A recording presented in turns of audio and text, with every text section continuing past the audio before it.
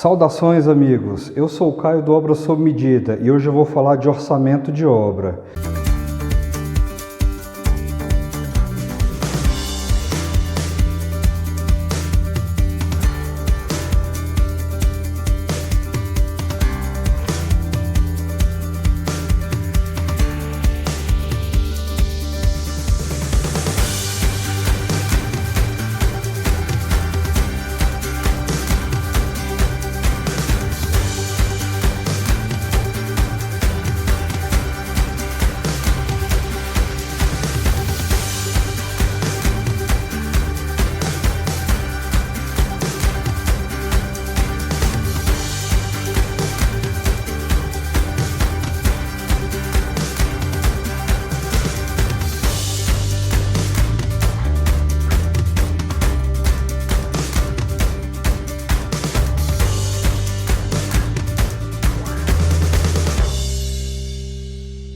Supondo que você queira ir de São Paulo até Fortaleza, que informações você precisa para obter sucesso? Bom, o destino, o local exato, rua, avenida, bairro, ponto de referência, qual o tempo que você precisa para chegar lá e outra, qual a rota que você deve seguir obrigatoriamente. Correto? Pois é, tem muita gente que faz a construção da própria casa ou a reforma e não tem nenhuma dessas informações. Ela não sabe nem quanto vai custar, nem como deve fazer e muito menos tem um controle disso. Hoje eu vou repassar algumas dicas muito importantes para você controlar o seu dinheiro e como ele está sendo empregado na obra. Eu sou o Caio do Obra Sob Medida. Vamos começar agora. Bom, o primeiro passo é organize seu orçamento. Tenha em mente que separar a sua obra ou reforma em grandes famílias faz parte disso. Dentro dessa família, dentro dessa etapa, separe um pouco do que é material e o que é mão de obra. Isso vai ser importante para você comparar o quanto você está gastando com material e com mão de obra. Lembre-se, para pequenas obras e pequenas construções, nem sempre o valor do metro quadrado é tão importante. Às vezes algum amigo te dá uma referência, paga 20, 25 reais o metro quadrado do assentador. Mas dependendo do trabalho que vai dar, ele não vai te cobrar isso, ele vai cobrar mais, porque ele vai precisar de um ajudante, ou vai ter muito recorte, ou é uma peça de muita baixa qualidade. Então, utilize esses custos de metro quadrado mais como referência, mas cote, use o telefone, use as referências que seus amigos ou que o seu engenheiro relacione, ou o seu pedreiro, ok? Isso é muito importante. Vamos lá. Etapas fundamentais de obra seria a mobilização, fundação, estrutura, alvenaria, cobertura, argamassados de piso e parede, instalações embutidas. Você captou a ideia? Você não precisa ser tão detalhista, mas quanto mais você puder destrinchar, maior é o controle que você vai ter em cima do seu orçamento. No caso de uma pequena reforma, considere a demolição ou substituição de esquadrias, coberturas ou até o acréscimo de uma nova área. Exemplo, o que a gente tem visto que é muito comum é as pessoas substituírem parte da garagem para acrescentar uma varanda gourmet ou acrescentar uma varanda gourmet numa área que está sendo baixamente utilizada ao fundo da residência. Caso você não tenha um orçamento, cobre isso do seu engenheiro responsável ou de um colega que entenda da área, um técnico ou do seu construtor. Faz parte esse orçamento para você ter o controle. Segunda dica, definir o quanto antes o tipo de acabamento que você vai empregar. Quanto maior a antecedência que você tiver para definir e cotar esse orçamento, maior vão ser as suas opções e as suas chances de economia. Por que eu estou falando isso? Alguns acabamentos exigem que, desde a parte do argamassado das instalações embutidas, eles estejam lá instalados.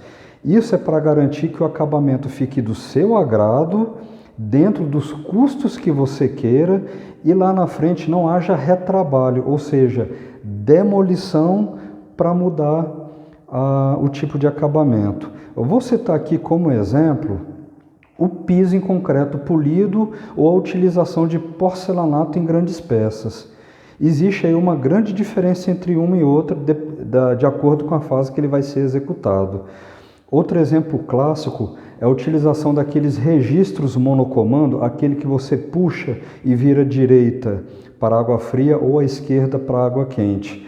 Tem gente que gosta mais do misturador, é aquele que à direita você controla a água fria e à esquerda você controla a água quente.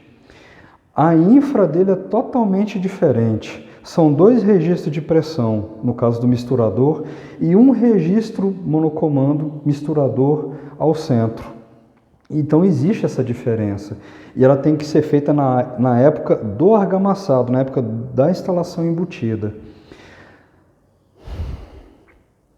Outra grande diferença são portas em vidro e as portas em madeira. As portas em vidro vão exigir um batente bem requadrado, bem alinhado, enquanto que a porta de madeira vai exigir no máximo uma pequena regularização, um enchimento de massa. Ele não precisa ficar perfeito porque o batente em madeira vai cobrir, e essa rugosidade, essas imperfeições onde o batente vai ficar aderido, vão ser importantes para esse travamento mecânico. Viu a diferença? Já pensou você gastar tempo e dinheiro fazendo uma requadração para depois colocar uma porta em madeira? Não vale a pena, tempo é dinheiro. Terceira dica, utilize o que você tem na mão para fazer o controle. Exemplos, você é um pequeno construtor, você tem mais de uma obra, utilize uma ferramenta mais robusta para fazer esses controles. Você pode até usar o Excel se você for organizado. Tem gente que vai me crucificar por conta disso, vai me encher o saco. Mas vamos lá, se você é pequeno, não tem por que gastar muito dinheiro em uma ferramenta de uma empresa de médio, grande porte para fazer esse controle de custos de obra. Se você é organizado, pode sim fazê-lo no Excel. Supondo que você não é profissional, você só faz reformas na sua casa a cada 2, 3 anos, tudo bem você utilizar uma planilha de papel para lançar seus custos, desde que você o faça com alguma rotina, uma vez por semana, 2 por semana, para que você não perca o controle. E, se possível, compare estrutura com estrutura, o orçamento com o executivo, o orçamento dos acabamentos com o executivo acabamentos. Agora, no caso de você, de pequeno construtor, ter mais de uma obra, vale a pena você separar por centros de custo. O que são esses centros de custos? É basicamente aquela caixinha em que o dinheiro entra e o dinheiro sai. Isso é para o seu controle, assim você sabe qual obra está gastando mais e qual obra está te dando resultado. Eu vou citar um exemplo. Supondo que você tem 3 pequenas obras ou reformas. Uma, reforma Josimeire. Você pode chamá-la de reforma Josimeire, ou então reforma Rua dos Índios. Você está construindo uma casa por empreita na Avenida Sapopemba, então obra Sapopemba, ou então obra João José. Assim você consegue identificar, entrou 10 mil nessa obra, já saiu 7, qual é o seu resultado? E faça isso com constância. Não deixe passar muito tempo para você atualizar. É o seu dinheiro, entendeu? Faça esse controle de forma rotineira. Tem quem faça todos os dias, tem quem faça uma vez por semana. Depende muito desse volume que você está trabalhando. Para uma empresa de maior porte, com mais obras, mais reformas em andamento, aí sim eu recomendaria a utilização de um software mais profissional. Existe no mercado alguns softwares exclusivos de controle de obras. Existem outros de controle financeiro. Você pode ver qual melhor se encaixa no seu perfil, ou um específico para obras ou apenas um de controle financeiro. E lá dentro você configura. É simples e costuma ser barato para quem é da área, para quem já usa profissionalmente, para quem já trabalha profissionalmente com construção. Para você que é pequeno, eu confirmo a minha informação. Trabalhe nem que seja com papel de pão. Qualquer controle é melhor do que nenhum, ok? Fica a dica. Quarta dica, caso o seu dia seja muito corrido, coloque nem que seja num grupo de WhatsApp, entre você e seu pedreiro, ou entre você e o empreiteiro, entre você e o dono da casa, tudo que está sendo gasto. Eu imagino que se deslocar de um lado para outro, correr de uma obra para outra, seja difícil, gaste tempo, mas você vai gastar muito mais tempo procurando aquele cupom fiscal que está esquecido no carro, ou aquele que ficou na calça e de repente lavou e você não se lembra mais quanto que gastou. Enfim, lance lá no seu grupinho de WhatsApp, ou na caixa de mensagem, ou numa cadernetinha que você carrega no bolso, 20 sacos cimento, comercial barreiro, R$22,50 cada. Ao final da semana, quando você tiver tempo, você faz esse lançamento com tranquilidade. E aí sim você tem o controle da sua obra na ponta do lápis. Como eu já falei na terceira dica, qualquer controle é melhor do que nenhum. E já que você está controlando, já que é o seu dinheiro, faça-o bem. Quinta dica, procure sempre comparar o que está orçado com o que está sendo executado. Isso é para garantir que nada vai extrapolar aquilo que você estimou na fase de orçamento, ou aquilo que estimaram para você nessa fase de orçamento. Por isso que lá na primeira dica eu pedi, separe material com mão de obra. Se por algum acaso a mão de obra que você contratou extrapolou um pouco da mão de obra destinada no orçamento, você tem que procurar meios de equilibrar. E como você faz isso? Ou negociando, ou comprando materiais em outro local, ou de repente monitorando se há algum desperdício, ok? Eu nem vou dizer que a mão de obra da pessoa é cara. Às vezes pode ter acontecido alguma falha no orçamento, mas isso eu já vou falar adiante. O que importa é, faça essa comparação do que está orçado com o que está sendo executado. Aí você vai conseguir identificar se houve falha no orçamento ou se houve falha na contratação, ou se de repente houve falha na execução.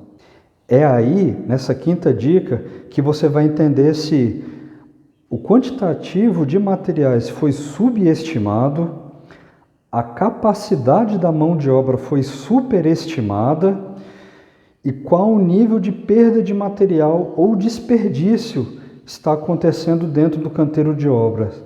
Talvez a tecnologia construtiva que você empregou não é a ideal.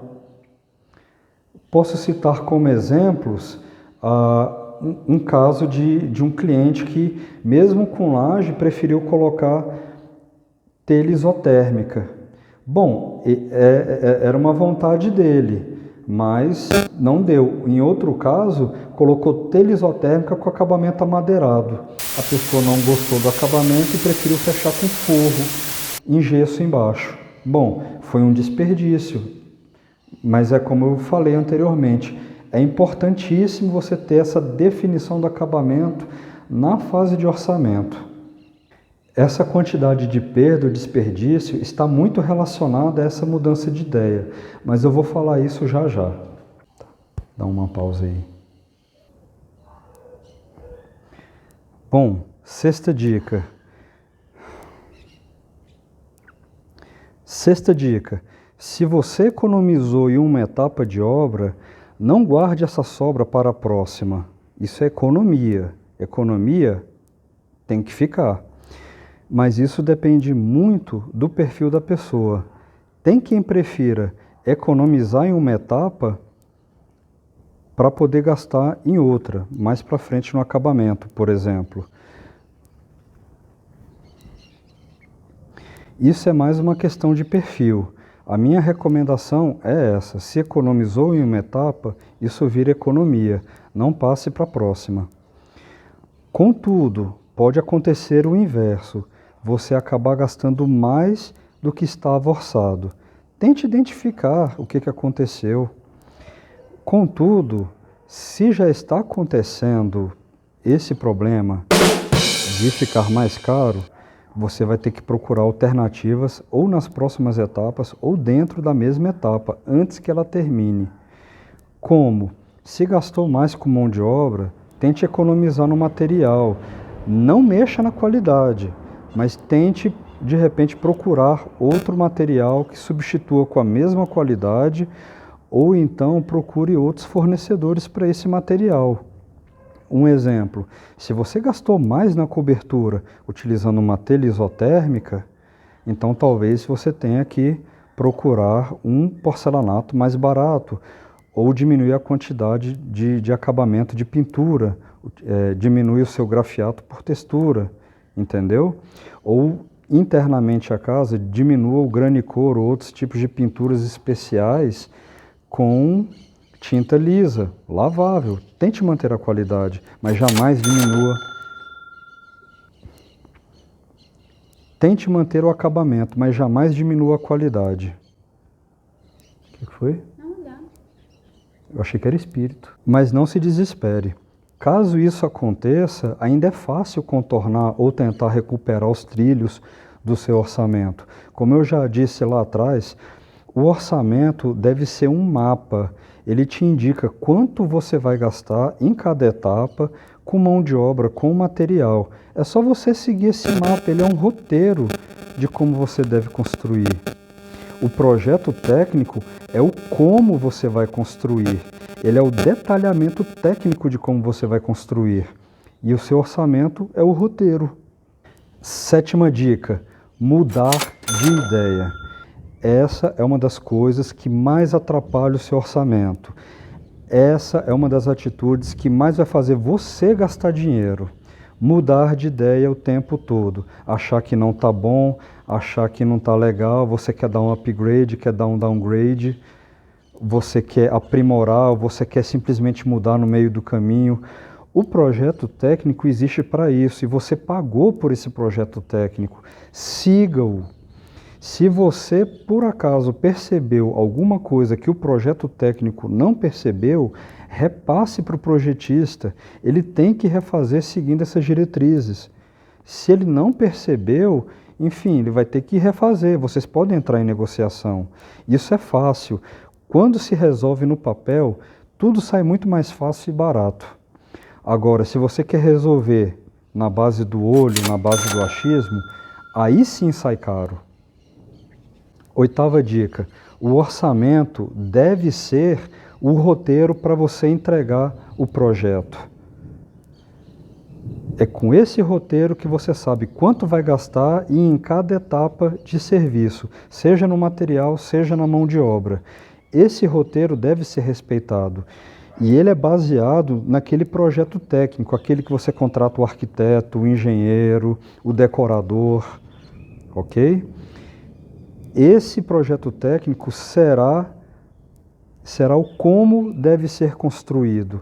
Ele te dá a forma de como fazer e ele te coloca isso de forma detalhada, seguindo normas técnicas e normas até do município. Quando você faz essas alterações da própria cabeça, você acaba caindo no risco de perder mais dinheiro. 9ª dica: o mais barato nem sempre é o melhor. Antes eu focava muito em questão de preço. Meu apelido antes, quando eu morava em São Paulo, era judeu. Por quê? Porque eu negociava muito, mas eu tinha que ser justo. Contudo, o que eu descobri aqui na minha própria empresa? Que às vezes o mais barato pode sair mais caro. Já aconteceu muito com granito, com assentador de porcelanato, com pedreiro, que na empreita cobrou mais barato, e eu me estrepei todo. Portanto, procure o profissional certo, no local certo e com o material certo. Se você não é técnico para definir isso, conheça uma pessoa, tenha um telefone de uma pessoa que seja. Procure um técnico da área para ela te orientar.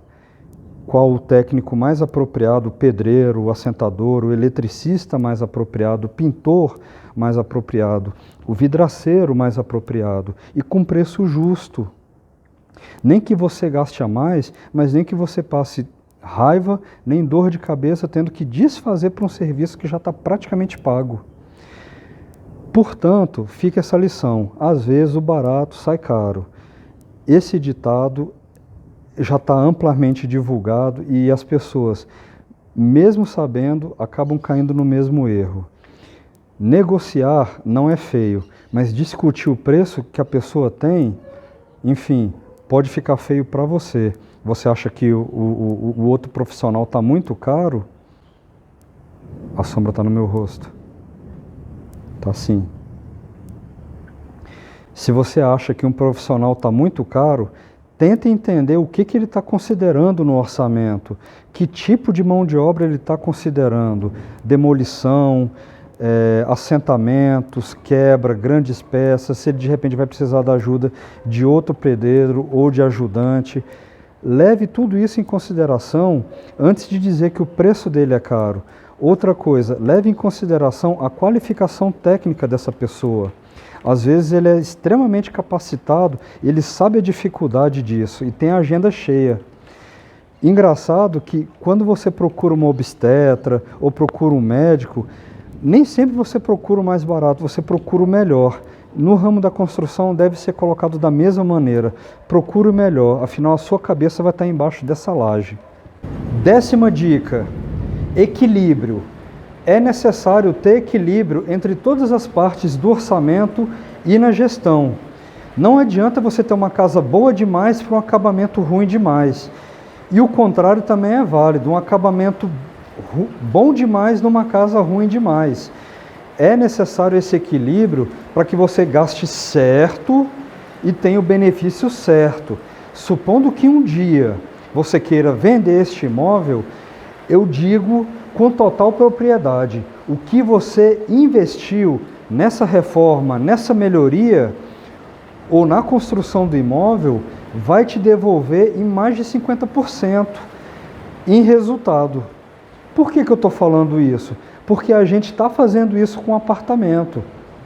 A gente empregou um recurso na reforma de um apartamento e o retorno que isso deu no preço de venda foi mais do que o dobro do que gastamos na reforma. Acredite, isso não é milagre, isso é mercado.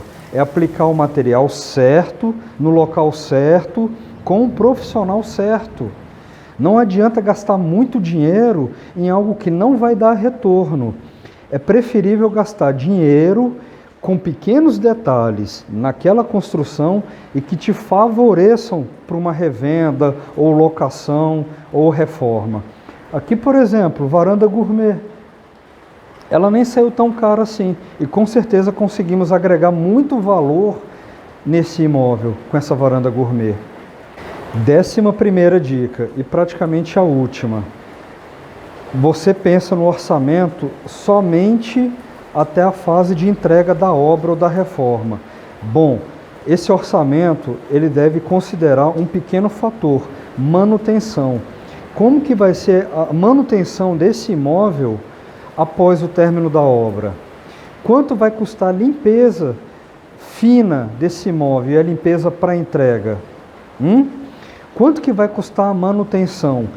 Se você tiver que fazer uma manutenção ou no duto de água pluvial, na rede elétrica, nas caixas de passagem da rede elétrica, caso você queira acrescentar mais um ponto, acrescentar uma banheira com hidromassagem e aquecimento ao fundo, existe ponto elétrico que vai chegar até lá, você consegue fazer isso da caixa. Pense em todas as melhorias que você pode fazer ainda em fase de projeto. Por quê?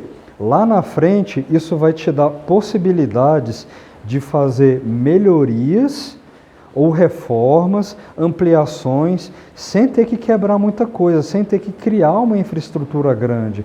Afinal, parte da infra já existe. O que você vai fazer é derivar até o local onde você deseja fazer essa melhoria. Por isso que fica essa minha última dica. Pense na manutenção. Pense em como você vai fazer essas melhorias. Ok? Ou caso, por exemplo, a rede de esgoto entupa, onde tem a caixa de passagem mais próximo para você realizar o desentupimento sem ter quebradeira na laje, ou você ter que quebrar o forro para mexer na caixa. Entenderam? Bom, agradeço muito a sua atenção, ao tempo que você dedicou observando esse vídeo. Deixe suas sugestões, os seus likes aqui no YouTube, siga-nos no Instagram ou no Facebook. Estamos sempre motivados a colocar mais vídeos como esse no YouTube ou em outras mídias sociais. Valeu? Nos apoie. Deixe suas sugestões aqui nos comentários. Até mais. Tchau.